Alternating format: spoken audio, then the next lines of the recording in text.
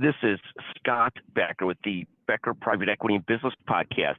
Here are 11 stories that we're following today, and thank you so much for joining us.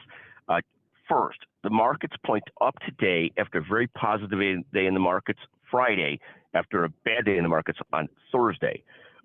Second, the key end indexes, the NASDAQ, the S&P, the Dow, are all up year to date. The NASDAQ almost 31%, the S&P 15.21%, and the Dow about 3.5%. They've all had a bad couple of months, but have rebounded a little bit the last couple of days and still up significantly year to date.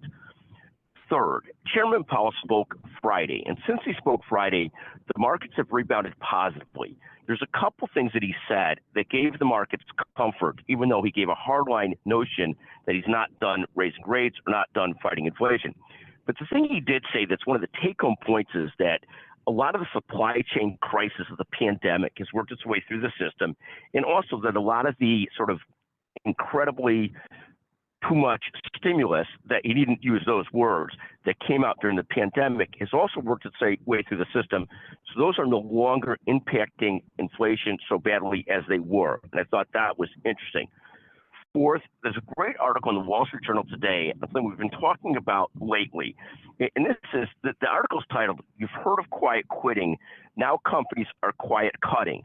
And the concept is this.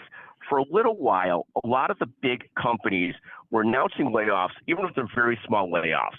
So Amazon would announce they're laying off 10,000 people, but Amazon's the second largest employer in the U.S. So laying off 10,000 people is somewhat virtue signaling to the street that they're going to get more serious about profitability.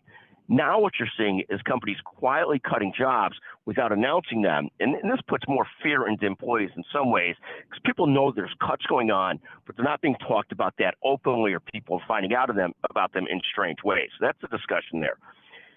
Fifth story we're following today, Bitcoin falls again down to below 26,000. First time it's been down there for some time. Sixth, the three largest companies in the U.S. by revenues right now, Walmart, Amazon, and Berkshire Hathaway. Berkshire Hathaway has crept into the top five after not really being there for a long time, but those are the top three by revenues.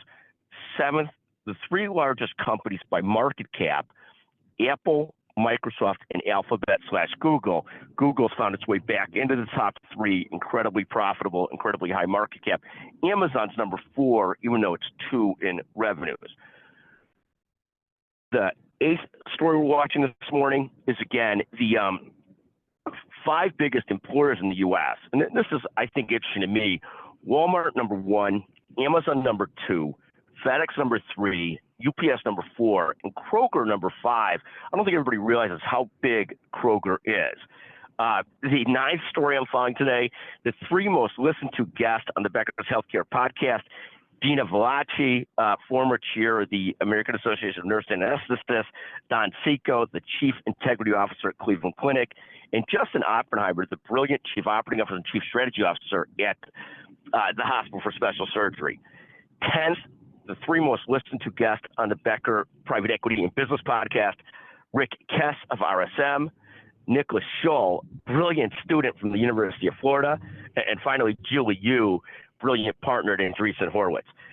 Finally, the 11th story we're following this morning is cannabis stocks are still getting beaten down. They're down about 26% year to date. Thank you for listening to the Becker Private Equity and Business Podcast, and thank you to our wonderful producer, Chanel Bunker.